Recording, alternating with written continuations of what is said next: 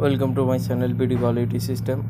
আজকে টপিক হচ্ছে জনপ্রশাসন মন্ত্রণালয় নিয়োগ বিজ্ঞপ্তি 2026 যে নিয়োগ দিয়েছে, সেই নিয়োগে আপনারা কিভাবে আবেদন করবেন, কোন ওয়েবসাইটের মাধ্যমে আবেদন করতে পারবেন, আর এই আবেদন করতে গেলে আপনার কোন কোন ডকুমেন্ট প্রয়োজন হবে সেই বিষয়ে কিন্তু বিস্তারিত জানাবো।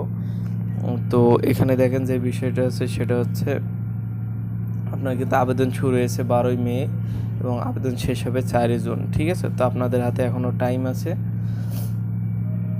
এই ভিডিওতে আপনি যে বিষয়টা পাবেন, পূর্ণাঙ্গ টেবিল পাবেন, বিজ্ঞপ্তি পাবেন, তারপরে কিভাবে আবেদন করতে পারবেন, এগুলো কিন্তু আপনারা জানতে পারবেন এবং বুঝতে পারবেন। ঠিক আছে, তো এখানে দেখাচ্ছে নিয়োগকারী সংস্থা হচ্ছে বা মিনিস্ট্রি অফ পাবলিক অ্যাডমিনিস্ট্রেশন। তারপর নিয়োগ বিজ্ঞপ্তির নাম জনপ্রশাসন মন্ত্রণালয়। পদের সংখ্যা হচ্ছে 2টি।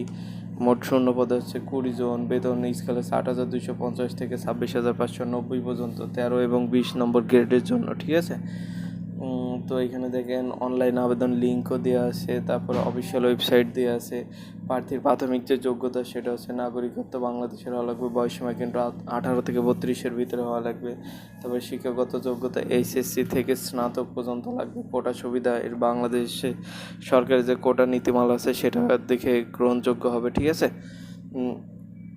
তো এটা ছাড়া যে বিষয়টা আছে সেটা দেখেন, এখানে কিন্তু 2টা ক্যাটাগরিতে কোন কোন বিষয় আছে সেটা কিন্তু এখানে দেখাচ্ছে। ঠিক আছে, শিক্ষাগত যোগ্যতা কত লাগবে, অভিজ্ঞতা কত লাগবে, এই বিষয়ে কিন্তু দেখাচ্ছে। তো আমরা আপনাদের যে কাঙ্ক্ষিত বিষয়ে আবেদন কীভাবে করবেন সেটা কিন্তু দেখাবো ইতিমধ্যে। তো এখানে দেখেন যে শর্তাবলীগুলো আছে, এগুলো আপনারা দেখে নিতে পারবেন পিডিএফ ডাউনলোড করে। এটা ছাড়াও যে বিষয়টা আছে সেটা হচ্ছে আপনারা কিভাবে আবেদন করবেন, তাই না? আবেদন করতে হলে আপনাদের কি কি প্রয়োজন, তো সেই বিষয়ে আমরা এখন বলবো আপনাদের কিভাবে আবেদন করতে পারবেন।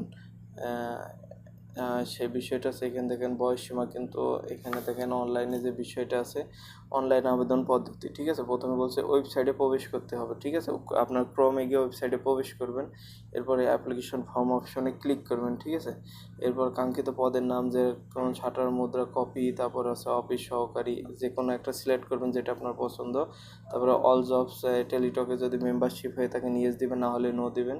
এরপরে যে আপনার যে গুরুত্বপূর্ণ বিষয় আছে সেটা হচ্ছে ব্যক্তিগত নাম, পিতামাতার নাম, জন্ম ঠিকানা, শিক্ষাগত যোগ্যতা, জাতীয় পরিচয়পত্র, তারপর হচ্ছে মোবাইল নাম্বার, ইমেল নাম্বার এবং ছবি কত সাইজের হবে, স্বাক্ষর কত সাইজের হবে সেটা কিন্তু এখানে দেখাচ্ছে। এর বিপরীত কিন্তু কোনোটাই করবে না, তাহলে কিন্তু আপনার আবেদনটি বাতিল হয়ে যাবে। ঠিক আছে, তো যত তথ্য আপনি পূরণ করেছেন সবগুলো আবার যাচাই বাছাই করবেন ঠিক দিয়েছেন কিনা। যদি ঠিক দিয়ে থাকেন তাহলে কিন্তু আপনি সাবমিট বাটনে ক্লিক করবেন। ঠিক আছে, আবেদন ফি দেখেন 112 টাকা 13 নম্বর গ্রেডের জন্য এবং 56 টাকা 20 নম্বর গ্রেডের জন্য। ফি জমাদানের তারিখ এখানে দেখাচ্ছে যে ফি কীভাবে জমা দেবেন। এখানে দেখাচ্ছে যে MOPA দিয়ে ইউজার আইডি লিখে 16322-তে পাঠাবেন। দ্বিতীয় SMS-ও সেম। ঠিক আছে, তো এটা ছাড়া যে বিষয় আছে, যদি আপনার পাসওয়ার্ড বা পিন নাম্বার ভুলে যান, তারপরে জনপ্রশাসন মন্ত্রণালয় কিন্তু 3টা পরীক্ষা, একটা লিখিত, একটা ব্যবহারিক আর একটা মৌখিক। ঠিক আছে, আপনি যদি লিখিত এবং ব্যবহারিকে টেকেন তারপরেই কিন্তু আপনার মৌখিক পরীক্ষা হবে, মানে ভাইভা হবে। ঠিক আছে,